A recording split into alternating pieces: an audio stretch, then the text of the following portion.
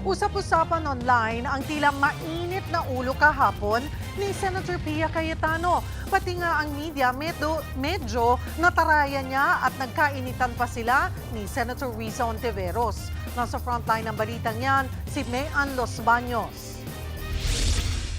Sa pagbabalik sa Senado ng mga nag-boycott na minority bloc, tila masama ata ang timpla ni Senator Pia Cayetano.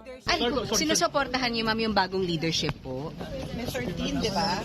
Common sense, di ba? What's in the rules? What's in the Constitution? When you have 13, yun lang. So, kung hindi sumunod sa rules, doon lang naman kami may problema. Pero pag sumunod sa Constitution at sa rules, no problem. That's just how it is. Thank you, ma'am. No-show si Senadora Pia Cayetano sa unang bahagi ng special session sa umaga na ipinatawag ni Pangulong Bongbong Marcos. Sa kabila niyan, abala naman sa pagtatrabaho ang senadora.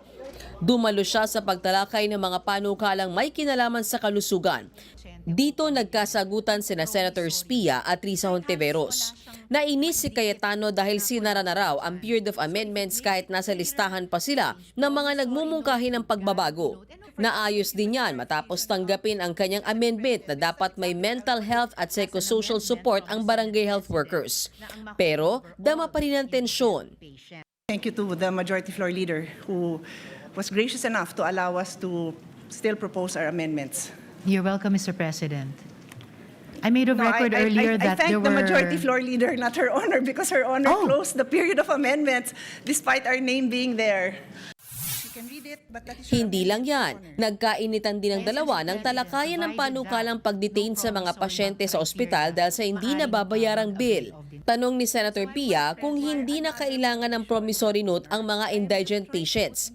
Sino ang magbabayad sa mga pribadong ospital? Dahil kung walang sasalo sa gastos, baka ang makonfine hindi lang pasyente kundi pati ang pera ng mga ospital.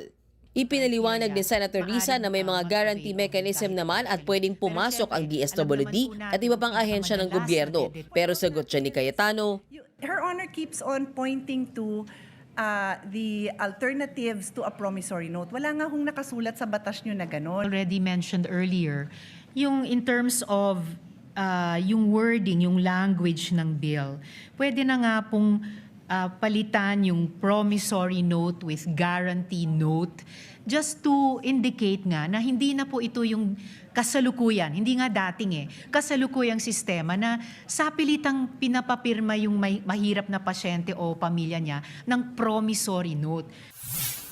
umabot pa sa puntong tinawag ni Cayetano na baka maging disaster ang pag-aamyenda sa batas. Kailangan nga natin ng number because we have to find out where will we get this amount to support naman these private hospitals. Otherwise, this is a disaster. Definitely, this is not going to turn out to be a disaster. The whole point of the bill, as the gentle lady herself has said, is to amend and update the original law. And that is why we are in the period of amendment, to further improve it.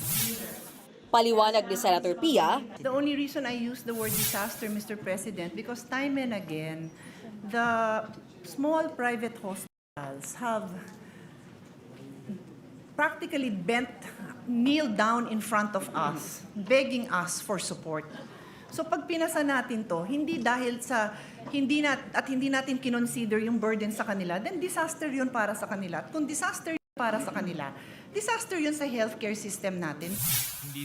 sa huli na magitan na si Senate President Sherwin Gatchalian at nagmungkahing linawin pa ang wika ng panukala para malinaw kung sino talaga ang sasagot sa bayarin ng mga mahihirap na pasyente. Nagbabalita mula sa Frontline, Mean Los Baños, News 5. Mga kapatid, Cheryl Hosing po. Maging maalam at may pakialam sa mga napapanahong issue at headlines. Mag-follow at mag-subscribe na sa social media pages ng News 5.